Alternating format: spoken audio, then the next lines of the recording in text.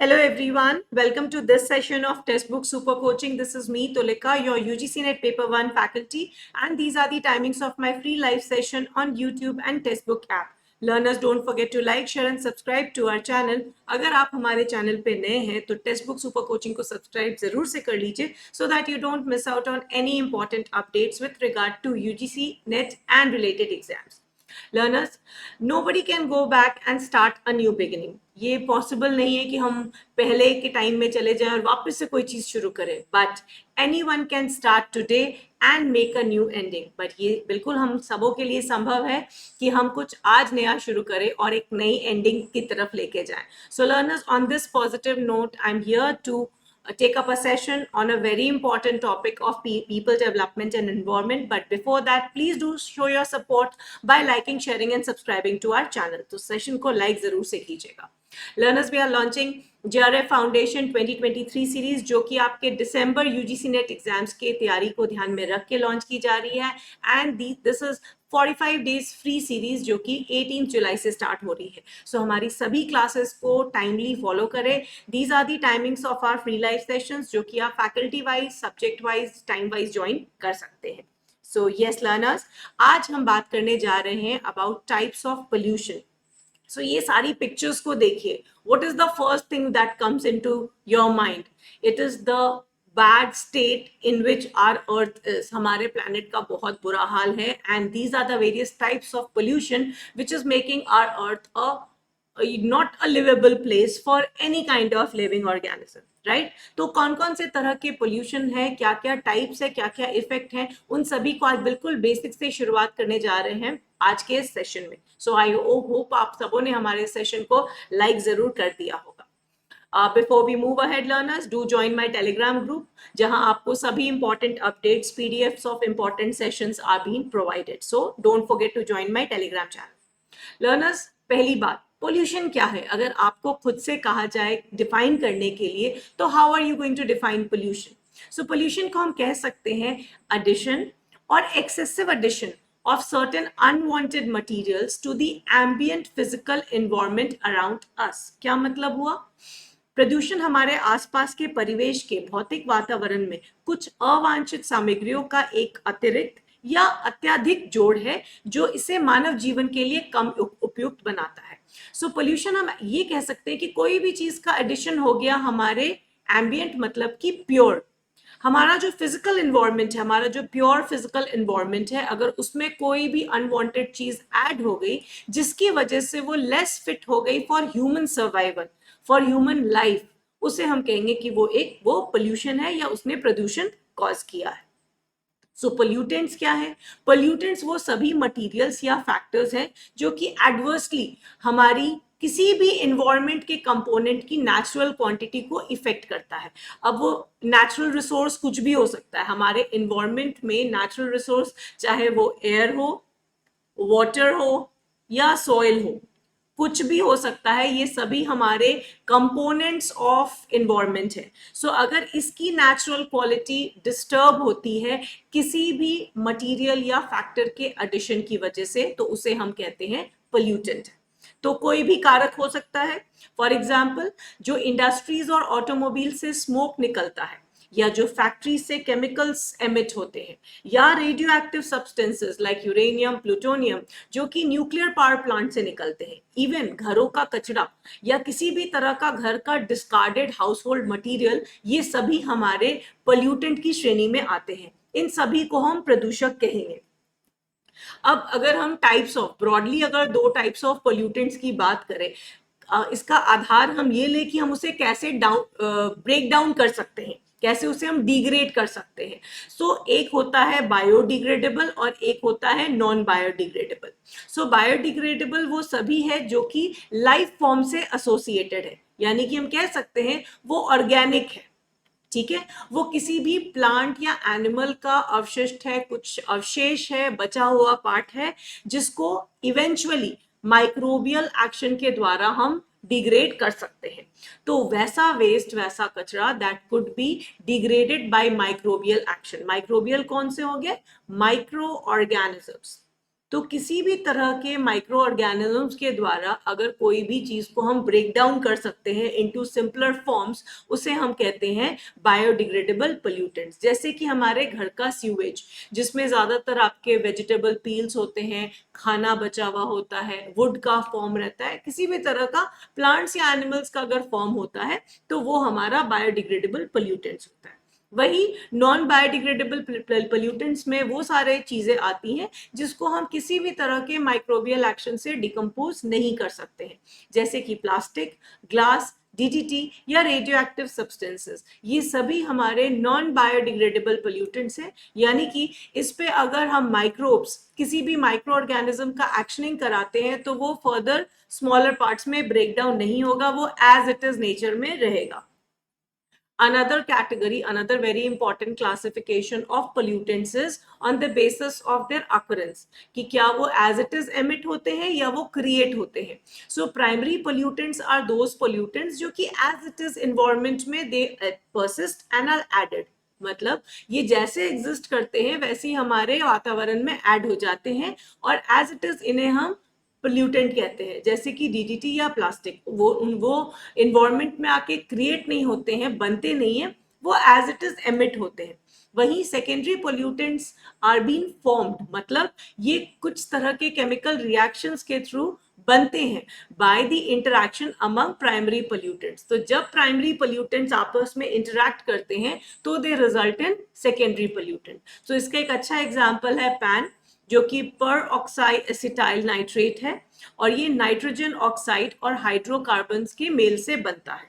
सो pan अगर आता है आपके ऑप्शन में तो it is a secondary pollutant. So learners, सबसे पहले हम टाइप्स ऑफ पोल्यूटेंट्स में एयर पोल्यूशन पढ़ेंगे। तो एयर पोल्यूशन होता किन कारणों से है, उसका क्या इफेक्ट है, उसे हम कंट्रोल कैसे कर सकते हैं। तो सबसे पहले air pollution is basically caused due to burning of fossil fuel. Fossil fuel की अगर हम बात करें तो सभी कार्बन बेस्ड जो फ्यूल्स हैं, चाहे हम पेट्रोल, डीजल या थर्मल पावर प्लांट की बात करें, तो वहां से जो एमिट होती है गैसेस, वो सभी हमारे एयर को पोल्यूट करती है। तो majority of our air pollution is caused because of burning of fossil fuel. पेड़ों के कटने की वजह से भी एयर पोल्यूशन होता है, जिसको हम डिफॉरेस्टेशन कहते हैं। बहुत सारी माइनिंग एक्टिविटीज की वजह से भी एयर में ऐसी गैसेस ऐड हो जाती हैं जो एम्बिएंट एयर को इम्प्योर बना देती हैं। फर्टिलाइजर्स की वजह से भी हमारे एयर में प्रदूषण बढ़ता है। अब इन सभी कॉजेस का इफेक्ट किस चीज में ट्रांसलेट होता है? सबसे बड़ी प्रॉब्लम जो एयर पोल्यूशन के साथ होती है वो होती है हमारे रेस्पिरेटरी सिस्टम पे, क्योंकि ये एयर हम क्या करते हैं, ब्रीद इन करते हैं और इसकी वजह से हमारा पूरा जो रेस्पिरेटरी सिस्टम है वो डिस्टर्ब हो जाता है। कई तरह की problem like wheezing, asthma, bronchitis, ये सभी अग्रवेट हो जाती है, मतलब बढ़ जाती हैं अगर हम ऐसे एरिया में हैं जहाँ पे एयर बहुत पोल्यूटेड है। सो रेस्पिरेटरी डिजीजेस होना बहुत कॉमन बात है अगर हम ऐसे एरिया में रिसाइड करते हैं जहाँ की एयर बहुत पोल्यूटेड है। Global warming is yet another problem, क्योंकि यहाँ पे जितनी भी गैसेस जो एमिट होती हैं एयर पोल्यूशन की वजह से, जो ग्रीन हाउस गैसेस होती हैं वो क्या करती हैं, वो हीट को ट्रैप कर लेती है, जिसकी वजह से ग्लोबल वार्मिंग में रिजल्ट हो जाता है।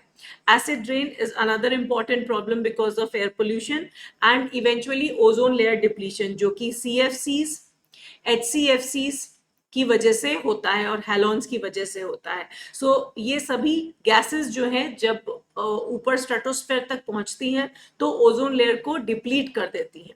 इसका कंट्रोल कैसे किया जाए? अभी जैसे हमने देखा, मेजॉरिटी जो रीजन है हमारे एयर पोल्यूशन का, दैट इज फॉसिल फ्यूल। तो अगर हम फॉसिल फ्यूल को रिन्यूएबल सोर्सेज ऑफ एनर्जी यानी कि क्लीनर फॉर्म्स ऑफ एनर्जी के साथ रिप्लेस कर देते हैं, so that is a big time control.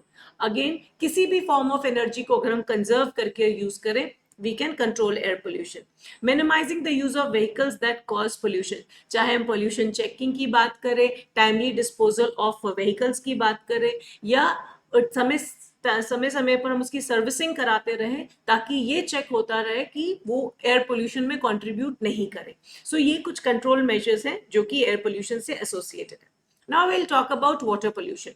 Water pollution का मतलब होता है अगर हमारी कोई भी वाटर बॉडी, चाहे वो ओशन हो, झरना हो, सी हो, लेक हो, कोई भी वाटर बॉडी अगर कंटेमिनेट हो जाती है, इवन ग्राउंड वाटर अगर इनमें से किसी में भी गंदगी आ जाती है और इतनी ज्यादा गंदगी हो जाती है जो कि उसे अनफिट बना देती है, बट अनफॉर्चुनेटली ये गंदगी जो ऐड होती है ये भी ह्यूमन एक्टिविटीज यानी कि एंथ्रोपोजेनिक एक्टिविटीज की वजह से होती है। सो एंथ्रोपोजेनिक एक्टिविटीज, ह्यूमन एक्टिविटीज की वजह से कुछ भी अनवांटेड चीजें अगर वाटर बॉडीज में एड ऑन होती है जो कि उसे कंटामिनेट कर देता है, प्रदूषित कर देता है, तो हम कहते हैं वाटर पोल्यूशन। वाटर पोल्यूशन को हम किसी भी तरह का एक चेंज कह सकते हैं जो कि उसकी फिजिकल, बायोलॉजिकल या केमिकल प्रॉपर्टीज में हो जाता है। दैट मीन्स या वो अगर आप देखेंगे पानी गंदा हो गया, आपको दिख रहा है पानी फिजिकल प्रॉपर्टी में चेंज हुआ, उसका केमिकल कॉम्पोजिशन चेंज हो जाएगा, क्योंकि वाटर क्या है, वाटर एक यूनिवर्सल सॉल्वेंट है, वो हर चीज को अपने में घुलनशीलता उसमें रहती है, सब चीज उसमें घुल जाती है। या उसकी बायोलॉजिकल प्रॉपर्टीज में अगर किसी भी तरह का बदलाव आता है जो कि काफी डेट्रीमेंटल हो जाता है, कि मुसीबत हो जाती है, किसी भी लिविंग ऑर्गेनिज्म के लिए प्रॉब्लमेटिक हो जाता है, तो हम कहते हैं कि वाटर इज पोल्यूटेड। ठीक है, सो ये कुछ आप पिक्चर्स देख सकते हैं जो कि बहुत कॉमन आज के समय में हमें देखने को मिलती है, which are examples of water pollution. So what are the causes and effects of water pollution? तो क्या सोर्सेज हैं जो कि ज्यादातर वाटर पोल्यूशन में एड ऑन करते हैं? सो डोमेस्टिक वेस्ट, घरों का कचरा जो पानी में डंप किया जाता है। इंडस्ट्री का इफ्लुएंट, अगेन इंडस्ट्रीज, फैक्ट्रीज से जो अनट्रीटेड वेस्ट को हम वाटर बॉडीज में डंप कर देते हैं। Insecticides and pesticides, detergents, fertilizers, ये सब हमारे कई सारी चीजें तो रन ऑफ एग्रीकल्चर से आते हैं। अगेन इसमें हमारी मेडिकल इंडस्ट्री है, हॉस्पिटल इंडस्ट्री है, जहां से बहुत सारा कचरा जो है अनट्रीटेड वेस्ट डंप किया जाता है नियर बाय वाटर बॉडी से। तो ये ज्यादातर सोर्सेज हैं ऑफ वाटर पोल्यूशन। अब अगर हम बात करें वाटर पोल्यूशन का इफेक्ट क्या होता है, सो अगर मेजर इफेक्ट की बात करें खास करके अभी के रेनी सीजन में, सो डिजीजेस, वाटर बॉर्न डिजीजेस बहुत तेजी से फैलती है। अगर आप किसी भी गंदे पानी में बना हुआ खाना खाते हैं, अगर पानी प्रॉपरली बॉइल्ड नहीं है, इस सीजन में बहुत ज्यादा ये जितने भी माइक्रोब्स होते हैं वो बहुत जल्दी जल्दी ग्रो कर लेते हैं, and they spread different types of diseases like dysentery, typhoid, cholera, hepatitis, बहुत तरह की डिजीजेस पोल्यूटेड वाटर को कंज्यूम करने के बाद होती है। सो कई बार इस सीजन में लोग रोड साइड फूड जो कंज्यूम करते हैं उसकी वजह से, ये ड्रिंकिंग या किसी तरह का पोल्यूटेड वाटर अगर हम कंज्यूम करते हैं तो उसका काफी हार्मफुल इफेक्ट होता है हमारी हेल्थ पर। सो एक हो गया diseases, second is destruction of ecosystem. Ecosystem का मतलब है हमारा जो पूरा सिस्टम है बहुत ही डायनामिक है, और किसी भी तरह का अगर थोड़ा भी बदलाव होता है तो उसको वो रिस्पॉन्ड करता है। अगर आप मान लीजिए हमारी वाटर बॉडी है, उसमें कुछ अननेसेसरी चीज एड ऑन हो गई है, तो वहां की जितनी भी लाइफ फॉर्म है, वहां के प्लांट्स और एनिमल्स, जिनको हम फाइटोप्लैंक्टन्स और जू प्लैंक्टन्स कहते हैं, अगर किसी तरह की गंदगी अगर ऐड हुई है तो उसको वो रिएक्ट करते हैं और कई बार वो सर्वाइव नहीं कर पाते हैं। So water pollution can cause an entire ecosystem to collapse if it left unchecked. तो कई बार हमने देखा है कि थर्मल पावर प्लांट से बहुत हाई टेम्परेचर में वाटर को नियर बाय वाटर बॉडीज में डंप किया जाता है, जिसकी वजह से वहां के टेम्परेचर में सडन इंक्रीज हो जाता है और वहां का जो लाइफ है वो पूरी तरह से डिस्ट्रॉय हो जाता है। So we can say that one lake ecosystem, similarly जितने भी रिलेटेड इकोसिस्टम है वो बहुत सेंसिटिव होते हैं और किसी भी तरह का अनवांटेड एडिशन उस पूरे सिस्टम को कोलैप्स कर सकता है। यूट्रोफिकेशन, यूट्रोफिकेशन का मतलब होता है एक्सेसिव सप्लाई ऑफ न्यूट्रिएंट्स। अगर किसी भी चीज में ज्यादा न्यूट्रिएंट्स डाल दिया जाए तो that is said to be as eutrophication, a case of eutrophication. Say for example generally हम पॉन्ड या लेक का केस लेते हैं। So water bodies like pond और लेक्स जो कि हमारे घरों के आसपास भी होते हैं, उसमें अगर हम डोमेस्टिक सीवेज डंप करते हैं, वो डोमेस्टिक सीवेज में बहुत हाई कंटेंट होता है न्यूट्रिएंट्स का, और ये सारे वाटर बॉडी में ऐड हो जाते हैं और इसकी वजह से एल्गी की ग्रोथ बहुत ज्यादा हो जाती है। एल्गी की जब ज्यादा ग्रोथ होती है तो उसको हम कहते हैं एल्गल ब्लूम, और ये एक ग्रीन कलर की चादर की तरह आपको पॉन्ड या लेक्स के ऊपर सतह पर दिखता है। So it forms a layer on the top of pond और लेक। अब इस एल्गी पे बैक्टीरिया फीड करता है, तो बैक्टीरिया इस पे या माइक्रोब्स इस पे फीड करते हैं, ब्रेक डाउन करते हैं इस एल्गी को, और यहाँ का इस वाटर बॉडी का जो डिजॉल्व्ड ऑक्सीजन होता है उसको डिक्रीज कर देते हैं, क्योंकि इस एल्गी को फीड करने में बैक्टीरिया जो है वो सारा ऑक्सीजन टेकअप कर लेता है, जिसकी वजह से इस वाटर बॉडी का जो डिजॉल्व ऑक्सीजन है वो डिप्लीट कर देता है, जिसकी वजह से यहाँ की एक्वेटिक लाइफ जो है वो काफी हद तक डिक्रीज कर जाती है, अफेक्टेड हो जाती है। सो यूट्रोफिकेशन का इफेक्ट डायरेक्टली कनेक्शन जो है वो डिजॉल्व ऑक्सीजन के साथ है, और जितना ज्यादा हाई यूट्रोफिकेशन होगा, यानी कि जितना ज्यादा न्यूट्रिएंट्स हमने ज्यादा वाटर बॉडी को सप्लाई किया है, उतना ही वहां की एक्वेटिक लाइफ इम्पैक्टेड होगी। तो ये चीज, ये आपको रिलेशन याद रखना है। Next concept is effects the food chain. So generally क्या होता है, हमारी एक फूड चेन चल रही होती है, अगर किसी भी एक फूड चेन के किसी एनिमल में किसी तरह का टॉक्सिन चला जाता है, पोल्यूटेड स्टफ चला जाता है, तो वो पूरे फूड चेन को इफेक्ट करता है। तो यहाँ कंसेप्ट होता है bio magnification and bio accumulation का, जहाँ पे टॉक्सिन्स और पोल्यूटेंट्स हमारे एक्वेटिक एनिमल्स कंज्यूम कर लेते हैं, और उनके थ्रू फिर वो पूरे फूड चेन में स्प्रेड कर जाता है, so which is then consumed by the humans. तो लेयर वाइज जाते जाते वो फाइनली ह्यूमंस तक आ सकता है। सो यस, पोल्यूटेड अगर या टॉक्सिन्स अगर कोई भी एक्वेटिक एनिमल की बॉडी में गया है, तो वो इवेंचुअली ह्यूमन बींग्स में भी आ जाता है। So learners, Textbook Super Coaching is there to assist you clear your UGC NET exam with India Super Teachers. And I hope you all have liked, share and subscribe to our channel. So learners, this is a very good example और बहुत ही explanatory तरीके से यहाँ पे बताया गया है about water pollution के बारे में। एक सिंगल शीटर है जो आपको एक clear cut image देगा कि what water pollution is all about, कहाँ से होता है। So सबसे पहले यहाँ बात की गई है domestic sewage की। Next is your agriculture fertiliser और पेस्टिसाइड्स, और third is your industrial waste. So अगर हम वाटर पोल्यूशन को ब्रॉड 3 कैटेगरी में डालेंगे, सो ज्यादातर घरों से कचरा जो निकलता है, domestic waste, agricultural run off जिसमें आपका पेस्टिसाइड्स और फर्टिलाइजर्स आ जाते हैं, एंड इंडस्ट्रियल डंप। ये 3 आपका मेजर वाटर पोल्यूटेंट्स हैं। ऑयल स्पिल्स की अगर हम बात करते हो तो वो that is specific to the ocean, जहां से वो पर्टिकुलर वर्क किया जाता है। ठीक है, अगर हम डोमेस्टिक सीवेज में बात करें तो we have category of suspended solid, जो कि जनरली वाटर में सस्पेंडेड रहते हैं, कोलोडियल सॉलिड्स जिसमें आपके बैक्टीरिया और बहुत सारे ऑर्गेनिजम्स आ जाते हैं, और कुछ ऐसे जो सॉल्ट्स होते हैं वो डिजॉल्व मटेरियल की तरह, they also add to water pollution.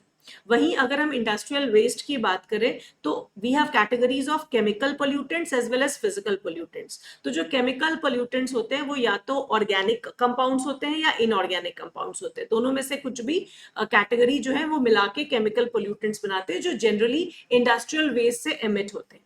वहीं अगर इंडस्ट्रियल वेस्ट की हम फिजिकल पोल्यूटेंट्स की बात करें, so we have thermal pollutant and petroleum oil pollution. तो फिजिकल पोल्यूटेंट्स में ज्यादातर टेम्परेचर इंक्रीज अगर कर रहा है तो that is a thermal pollution, तो वो फिजिकल पोल्यूटेंट है बिकॉज एड ऑन किया जा रहा है, the temperature of the particular water body increases. And अगर हम देख रहे हैं पेट्रोलियम ऑयल पोल्यूशन जो है, दैट मीन्स किसी तरह का ऑयल अगर ऐड कर दिया है तो अगेन वो फिजिकल प्रॉपर्टीज को डिस्टर्ब करेगा, वाटर की फिजिकल प्रॉपर्टी को डिस्टर्ब करेगा। So ये एक explanation है when we talk about water pollution. Now we'll have a quick understanding about soil pollution. तो soil pollution की अगर हम बात करें तो किस वजह से होता है soil pollution? So poor agricultural practices, that means हमने crop rotation नहीं की, एक ही crop को बार बार monocropping किया। इम्प्रॉपर सॉइल वेस्ट मैनेजमेंट, हमने कचरे को उठा के सॉइल में डंप कर दिया। Unsafe storage of hazardous chemicals and nuclear waste, तो किसी भी तरह का न्यूक्लियर वेस्ट को या किसी भी डेंजरस चीज को हमने प्रॉपर तरीके से कवर करके नहीं रखा, ऐसे ही खुला छोड़ दिया, प्रॉपर पैकिंग नहीं की।